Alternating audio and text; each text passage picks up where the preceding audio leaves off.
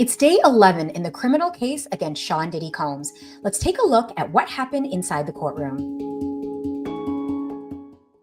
Prosecutors have presented 10 witnesses so far, and today, Diddy's former personal assistant, Cassie Ventura's mother, an exotic dancer, and a federal investigator all took the stand.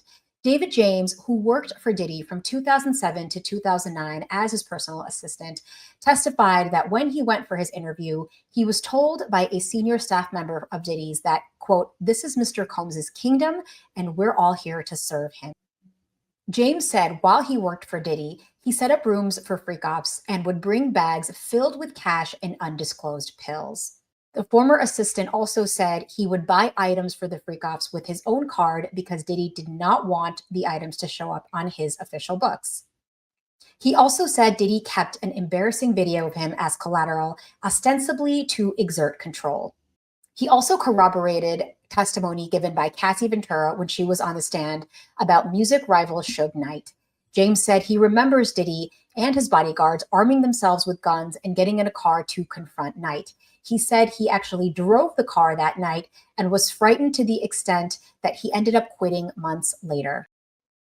To break this all down, let's bring in former felony prosecutor Eric Faddis. Now, Eric, the former assistant's testimony seems to be moving things away from domestic violence and closer to criminal enterprise. Would you agree?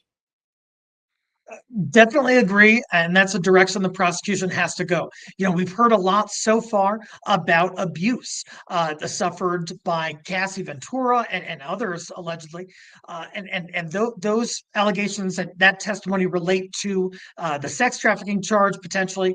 But now we are moving into RICO territory, talking about the criminal enterprise and alleged predicate offenses on which the RICO charge is based. I want to get your take on this kingdom comment that the assistant said about how this was Diddy's kingdom. And I mean, I imagine prosecutors want that word to come up again and again. What are your thoughts?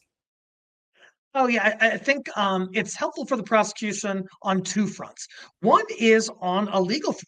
It really helps to establish that allegedly this was a criminal enterprise. It wasn't just a business. It wasn't just, some professional stuff he was engaged in. He saw this as him being kind of the ruler and at the helm of this organization that then allegedly engaged in a number of different offenses and criminal activity.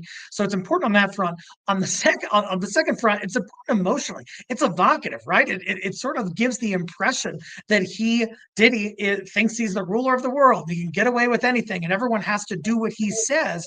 That goes not only to the RICO charge, but also to sex trafficking by force, fraud, or coercion. Yeah, that's a great point. I actually want to move really quickly over to another witness. Now, Cassie Ventura's mother testified today, and she said that she had to take out a home equity loan to pay Diddy $20,000 that he demanded in return for not releasing her sex tapes. Does this continue to show the reach, the control, the power he had over people? I mean, the ripple effect of how far this went. It's accepted as true. Yeah, I think it goes to Diddy's alleged coercion and his control in the situation.